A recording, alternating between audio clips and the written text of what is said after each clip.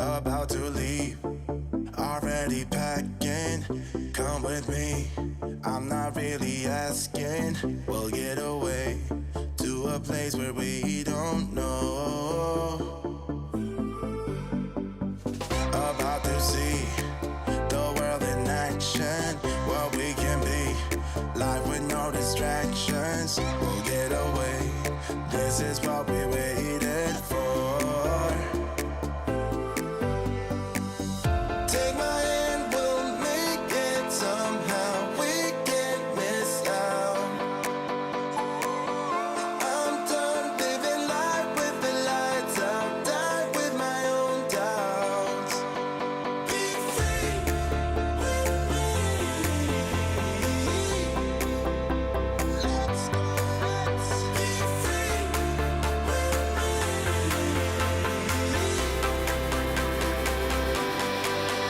Be free.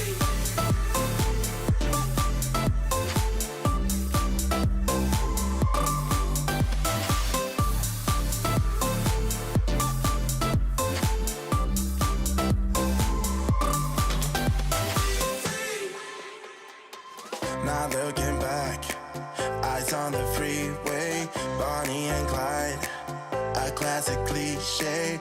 We're on the run, this is what we waited for.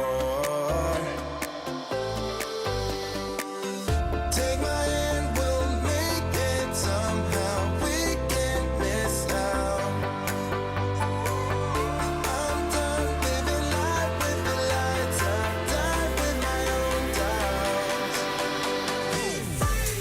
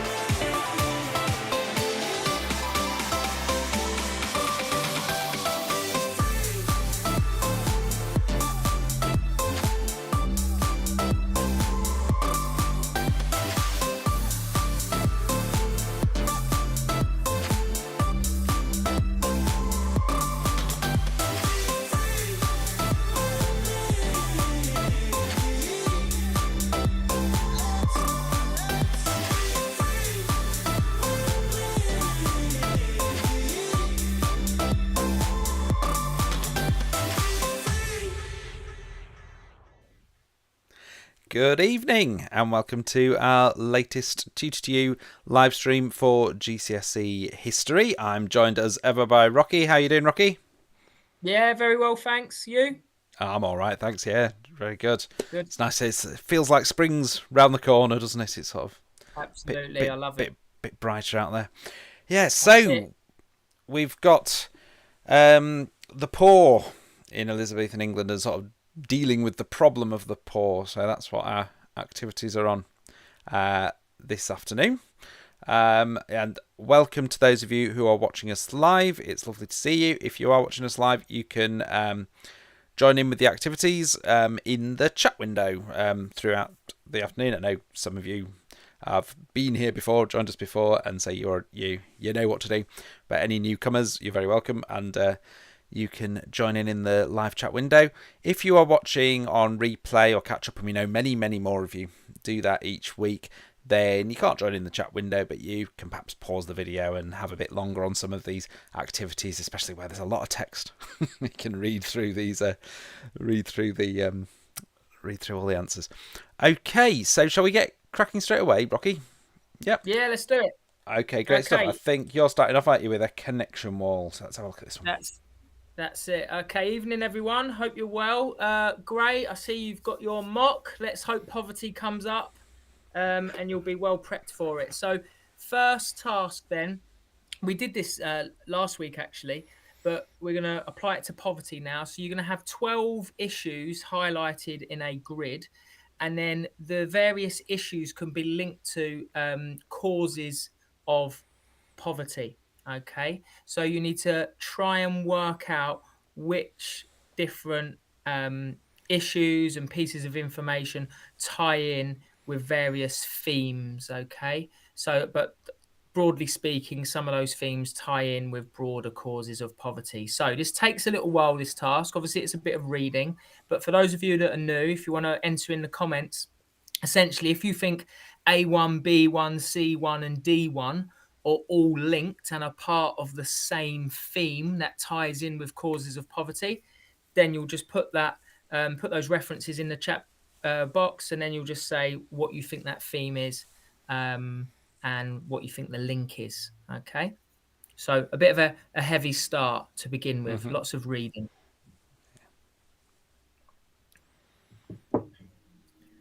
And just to remind you, there are three groups of four we're looking for. We don't have a timer music on this one, but I'm sort of tempted to get my guitar out and play us a little. That's it. Or maybe just sing for us, Duncan. Maybe another time. Another time, I might do that. Oh, okay, fair enough. I'm having a look at these as well and see if I can spot some connections. In fairness, there are a couple, to be honest, that could go with a variety of things. So, and this is the great thing often with history. There's not necessarily a particular answer, but it's about how you use the information, how you justify it, how you analyze the key information in front of you. Yeah. So one thing that I'm remembering, because I'm just sort of prompting people in the chat window to maybe come up with some suggestions. I seem to remember there were some acts that changed the. I'm not going to use the word because I'm encouraging others to come up with the word, but they kind of changed land, the way land was sort of divided up. Perhaps might be a way of putting it without giving away the name of the process, and a couple of them seem to link to that. That's very good. Yeah, so it's definitely some of this is to do with land distribution and sort of the impacts of that. But yeah, like you say, there's a particular word, a key word that we definitely associate with poverty. You might want to think to those of you at home what your teachers have talked about in terms of general causes, and maybe start from there and see if you can link any of these to those general causes. But it is a tricky start. Yeah, of course you could just think about, oh, Gray's come in, I'll stop waffling. So we've had D1, C1, B1 and A3. Lack of crop farmers causing food. Ah, okay. That's good. Now, again, yes, some of this ties in with food. It's not necessarily the theme I have, but I can see where you're going. And that doesn't mean that you're not wrong.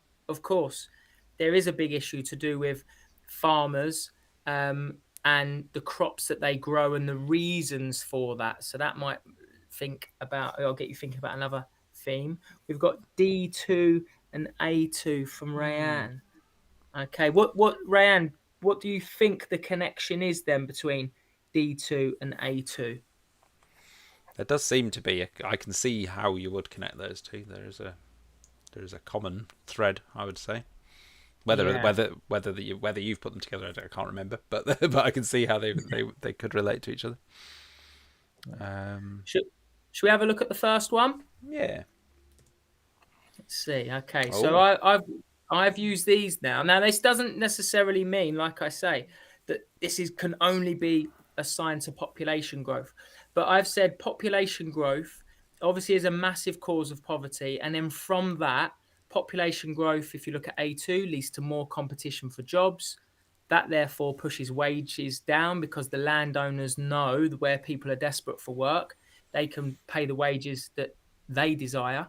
C1, population growth means there's an increased demand for food, which pushes up prices. Many of those prices ordinary people can't afford.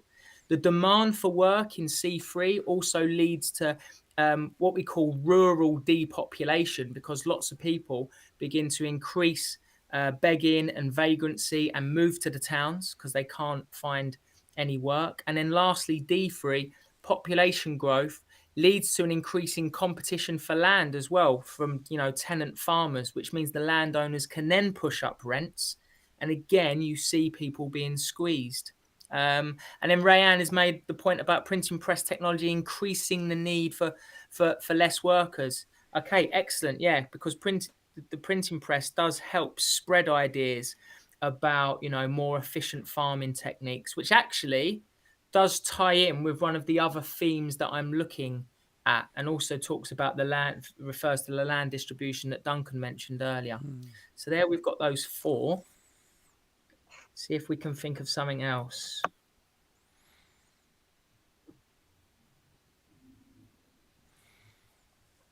Sort of hoping someone's going to come up with this land one. Yeah, my mind's doing overtime. I'm thinking, what kind of word can I drop in to give a hint? But the problem is with me, I'll end up just giving the answer. So it's a difficult one. Fences and walls turning up everywhere.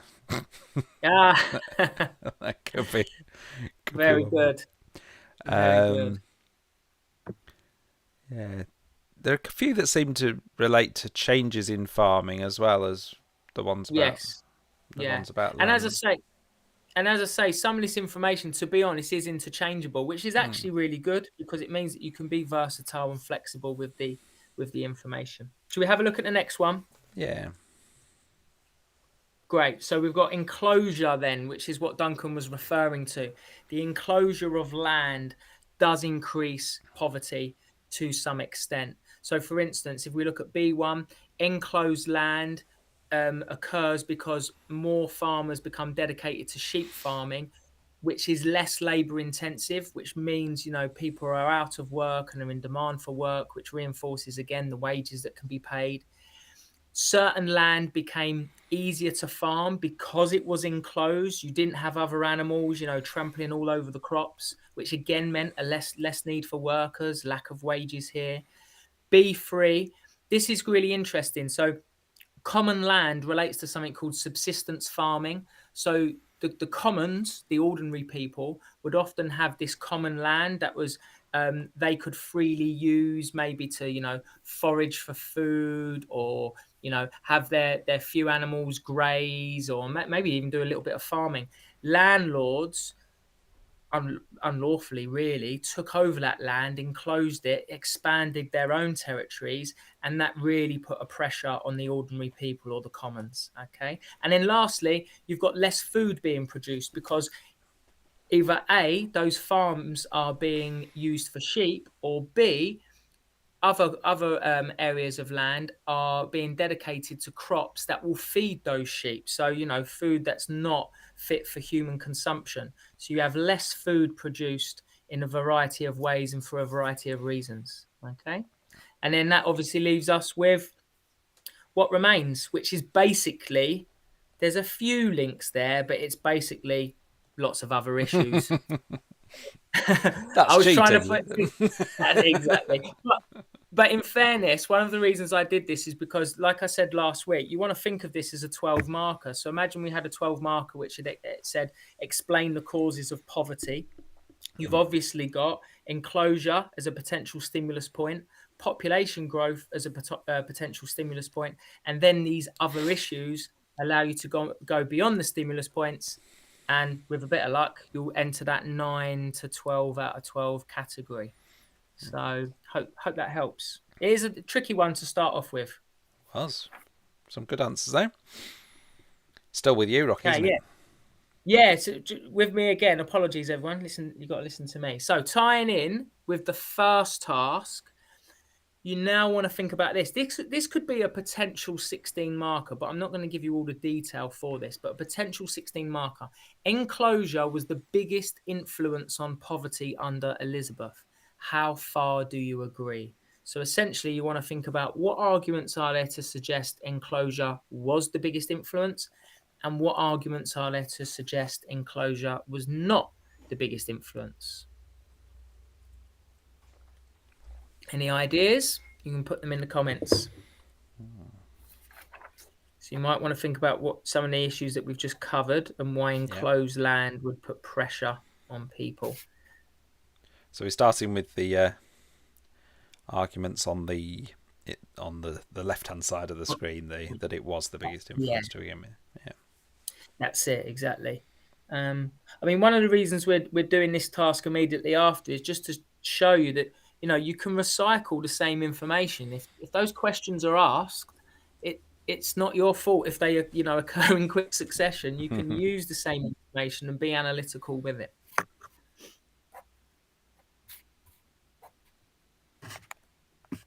So, any ideas? Although if it's, you know, leading up to a mock, if you're anything like my students, when it's the week of the mock or, you know, a few weeks before an assessment, the attitude is just give me the information. Yeah. Which I don't blame. I don't blame you. Shall we have a look at... Oh. Yeah. Oh, we got one. Isn't this 16 marker the historical environment? That doesn't have to be chemi. You can have a variety of 16 markers. It's more about the arguments. It could be about poverty. It could be about Mary, Queen of Scots, as the biggest threat to Elizabeth. It's about weighing up different arguments. Gray. So enclosures forced rural workers into urban areas, which placed further pressure on underdeveloped towns and cities. That's brilliant. So that ties into this growth of, you know, begging and vagrancy. And again, that key term I used earlier, rural depopulation. Now, I haven't written it in that way, Gray. I wish I had, though. Essentially, spot on. Brilliant. So I've linked it to obviously the role of sheep farming, which meant less farmland was dedicated to crops, which pushes prices up.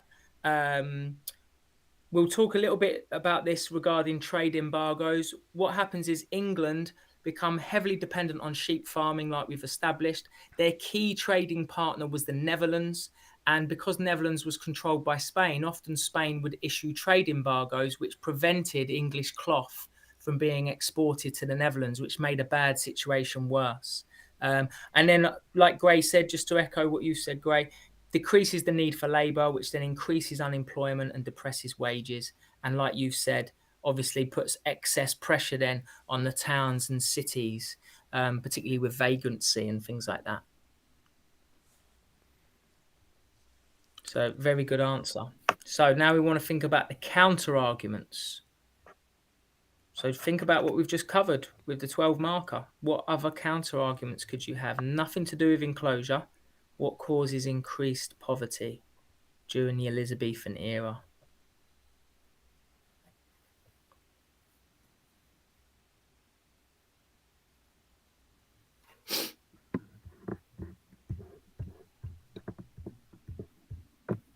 So as well as suggesting other reasons, could you also talk about why perhaps the enclosure wasn't as significant a reason as it might appear to be?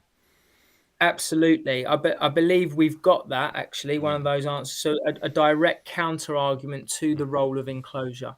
So yeah, absolutely. So as I say, it's a combination of factors, but also you're right. If we've got any key information regarding enclosure not being the biggest influence. Should we take a little look? Yeah. Okay, so firstly, if we're going to take a direct counter argument towards enclosure, like Duncan said, only 2 to 3% of land in England was actually enclosed. All right, so therefore, in this argument, I said population growth was a bigger problem. It increases by 1 million during Elizabeth's reign, and that's obviously across the nation. So we're looking at clearly 2 to 3% of land being enclosed causes problems in certain regions, without a doubt. But arguably, population growth is more important. And then Gray's come in here with the role of, you know, food shortages, housing shortages, and unemployment tied to population growth, which is excellent. And that ties in with the earlier point that I've made there at the top. So you've got a competition for jobs. That means there's a lower wages. Increased population means increased demands for land, which allow the landowners to exploit that situation and increase rents. Increased unemployment leads to increased vagrancy and begging as well. So this is a situation that has a variety of links. And and a sense of lots of causes and consequences that tie together. Now, clearly, one last thing, as a 16 marker, we want to go beyond stimulus points. So if you go back to the 12 marker from previously, you might be able to think, okay, well, what other arguments beyond enclosure and beyond population growth might also help explain increasing poverty? But well done, good effort. They're two tough tasks to start off with. Okay, well, over to me now for hopefully a slightly less tough task. Although, again, it's a bit like an exam type question. Got to give me 2 features of Elizabethan attitudes towards vagabondage. So we're going to have a clock on this one. We've got a timer on this one. And while the time goes, I want you to try and come up with 2 features. If you can add some extra detail to that, some extra explanation, brilliant. But if you can come up with 2 features, the time goes pretty fast, so that's probably enough to ask you to do in the first instance. Let's see how you get on. Okay, so just 2 features, just need to describe them. Here we go.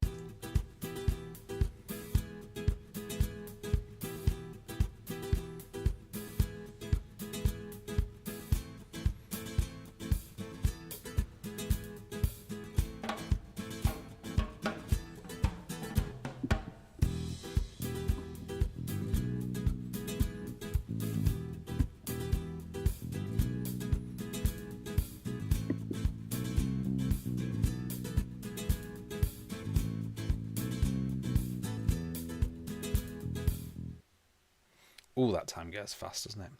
It does. Seems to fly by. Has anyone got any answers? Oh, Kemi's got an interesting one there. The deserving poor, those who could not help their situation and weren't to blame. Yeah, so there definitely was this idea of the deserving and undeserving poor, wasn't there? So that's an interesting point. Oh yeah, and Kemi's added to that with the idea of the undeserving poor, the untrustworthy beggars who had no interest in honest work. And that may well have been one of the attitudes towards vagabondage, wouldn't it? That they were part of the undeserving poor. Should we have a look at what else we've got there? So, worry and unease. Okay. Elizabethan society, as we've got the sort of extra development there, prioritised hierarchy and structure. That brought order, and this idea of the great chain of being, which I'm sure you know about, with like God and then the monarch, and then going down through the nobles, etc. And vagabonds were outside that structure. They didn't fit in. And then also this idea of fear, people frightened of vagabonds and beggars. They might be criminals. They were a threat to the law-abiding majority. We've also got from Rayan, we've got the able-bodied poor were treated with a bad attitude as they were lazy. Yep, okay. Yeah. So, some good points there. Yeah, I like that about the differentiation between the deserving and the undeserving poor. That's good. I think what you'd need to do for those, be very clear about the feature then. So one feature of attitudes towards vagabondage is that society accepted that there were some, deserving poor or able-bodied poor, and then you'd add the detail that way to ensure that the 2 marks for each feature. But yeah, Kemi and Rayan, that's good work. Yeah, good stuff. Okay, well done, guys. Back to Rocky for categorise activity. Yeah, so tying in with this issue of vagabondage, you've got 3 important laws that were introduced by the Elizabethan government: the 1563 Statute of Artificers, the 1572 Vagabonds Act, or sometimes referred to as the Vagabondage Act, but yeah, Vagabonds Act, 1576 Poor Relief Act. Now you're going to get, I believe, you get a minute here. Mm-hmm. There are 8 pieces of information, and what you need to do is match the information to the correct law brought in by the government to try and deal with this problem of poverty. A little hint that might help: there is sort of to an extent, almost like a theme. There's a journey through time and a transition to how Elizabeth and her government approach poverty. So that might help you. Okay, best of luck. Oh, it's the dramatic music. Oh, this is it.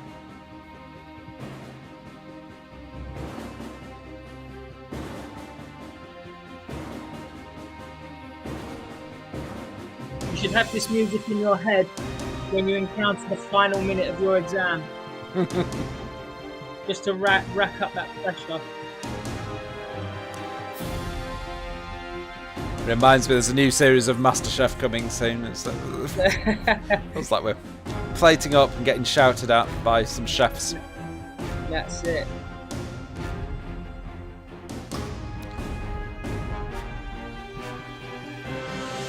Where's your souffles? I've got my big dessert spoon, that Greg Navy's ready.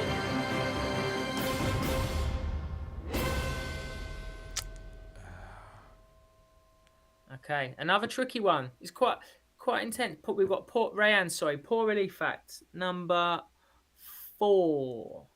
Okay, let's have a look. Let's see if you're correct. Right, so it comes under the Statute of Artificers. Now, there's a lot going on with the 1572 Vagabonds Act. I see Gray's got a couple of correct. Yeah, Rayan's got 7 for the Statute of Artificers as well. Kemi, 4 and 7 for the Statute of Artificers also. This is good. Now, you make a very good point here, Kemi, about number 2, towns being responsible for finding work. Now, technically, well, not technically, it is under the 1572 Vagabonds Act. They make it official policy. But you'll see with the Statute of Artificers, there's more of a move towards trying to find work and trying to support people through, if the officials don't organise poor relief, which is basically charity, or if people refuse to pay those rates and that relief, then they go to prison. There is a move towards trying to find work, but ultimately that's established under the Vagabonds Act. Now, the Vagabonds Act, okay, is quite interesting because you've got a combination of more what we'd consider by today's standards, I suppose, progressive policies. Towns were responsible for finding work for the able-bodied poor, but then you've got an issue of punishment. So, if caught begging for a third time, then vagrants could be punished via death, or they could be whipped and holes drilled through their ears.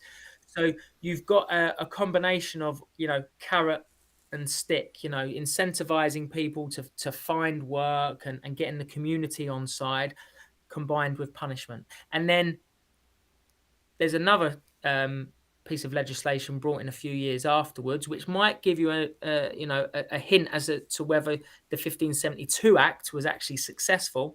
But then you've got a situation whereby those that refuse work, those able-bodied poor or undeserving poor, they get sent to houses of correction. And then the JPs, the justices of the peace, who are responsible for law and order, they start to give products to the able-bodied poor. So you've got a situation of charity in 1563 matched with it on the whole punishment in 1572, combined in 1576 more with a combination of issues. Okay, so a lot going on here, but if you take each act in isolation, not particularly difficult information to remember, but just a case of revisiting it and revising it. Well done, everyone. Great stuff. Just a couple more activities left. We've got some quick true or false questions now, so fingers on the buzzers, or rather the T and F key on your keyboards, and click in T or F, true or false. The 3 laws passed by Elizabeth over this time helped ensure poverty was no longer a problem during her reign. So we just heard about those 3 laws. Is that true or false? Did they help ensure that poverty was no longer a problem during her reign?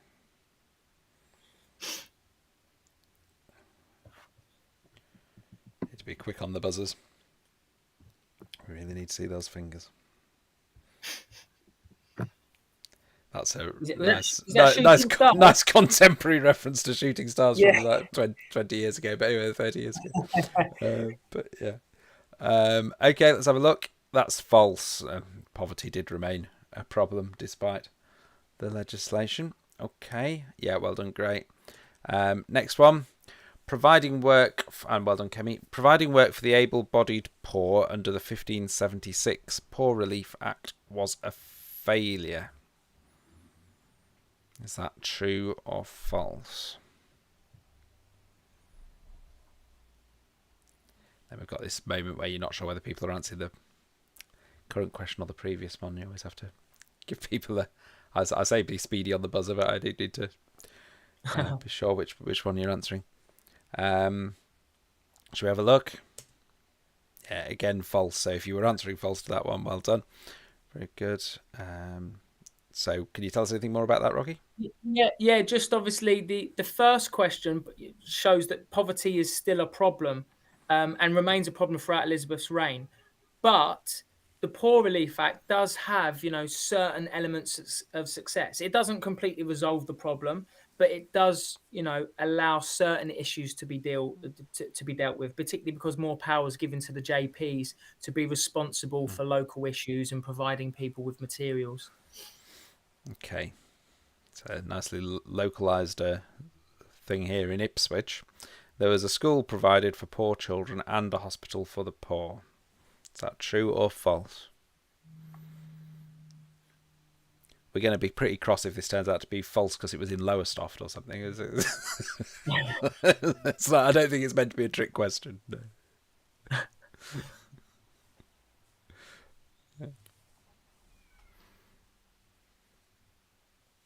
What do you think?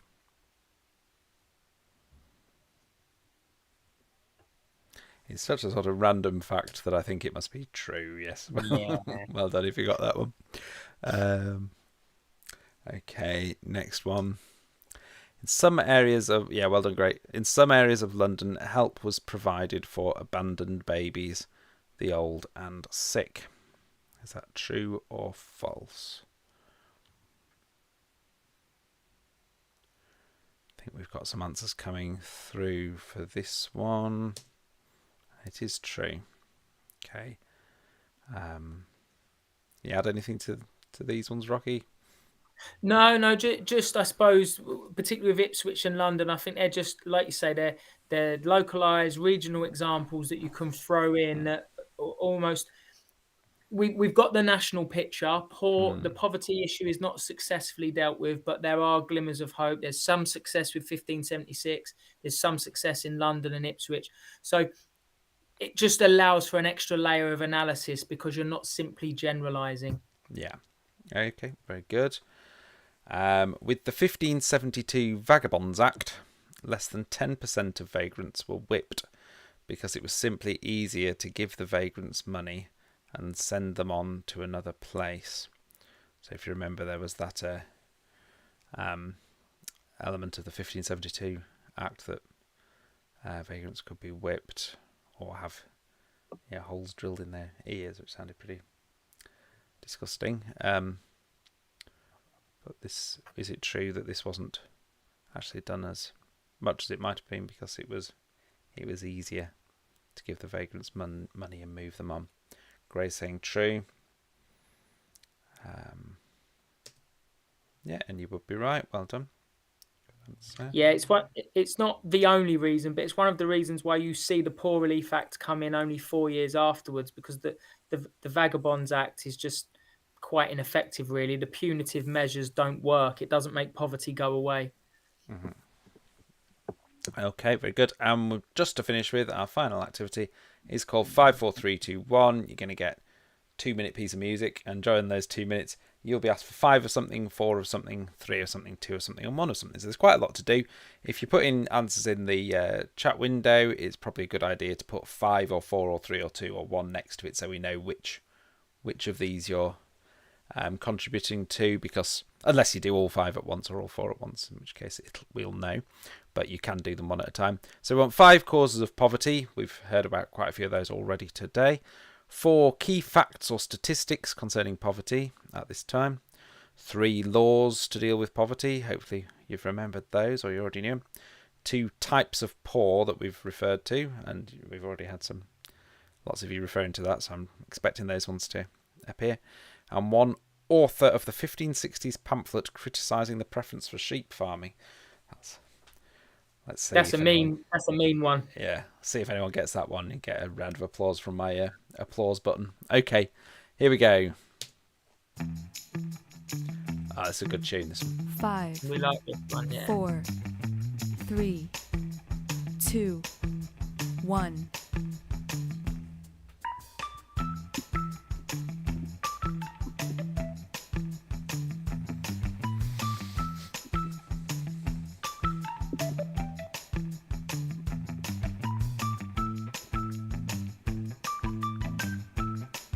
It's like Austin Powers or something. Isn't it? That's it, definitely. Take me back to the 60s. A little walk down Carnaby Street. I think we've got one from Tammy with the 3 pieces of legislation: the Vagabonds Act, the Artificers and Poor Relief Act. Well done. Good work, Tammy.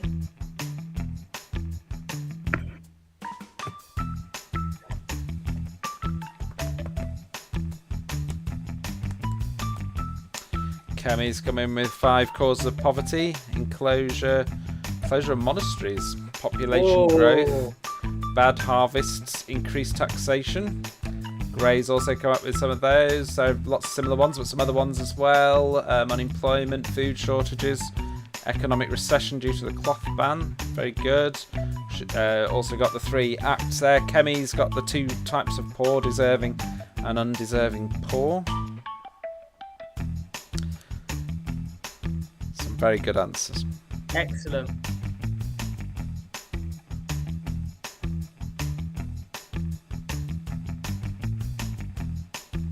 I love that closure of the monasteries one as a hangover from Henry VIII.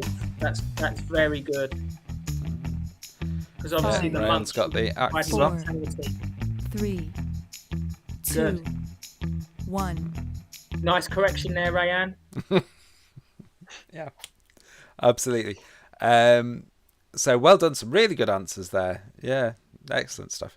Shall we have a look at the answer we've got here? But you've got some great ones that aren't on here, and obviously there are more than 5. I've got population increases, enclosure, trade embargoes from Spain, sheep farming, rising prices and rents. So well done. Those of you who got those and some others. Those, I just want to say, sorry, Kemi, what Kemi said about the bad harvest, increased taxation, they're brilliant. And the closure of the monasteries one. Obviously, it's a hangover from Henry VIII, but the monasteries used to provide a lot of alms for the poor, looking after the poor. So I think as a long-term cause, yeah, that's good. That's A-level, that's very good. Well done. Yeah, no, very good. We've got some of these key facts and stats now, and I noticed Tammy came in with one of those, and they're only 2 to 3% of the land enclosed, and that's Good. one of the ones we've got there as well. The population grew by 35%, around 1 million people. Wool and cloth made up 82% of England's exports, and then this suffering of the cloth trade at various points in time during this period. So well done, Tammy, for getting one of those. Okay, very good. 3, got quite a few of you got this one, so well done. Well done for spotting those and remembering those 3 acts of Parliament that sought to deal with poverty. The undeserving poor or the deserving poor, also this alternative language of this sort of impotent or able-bodied poor.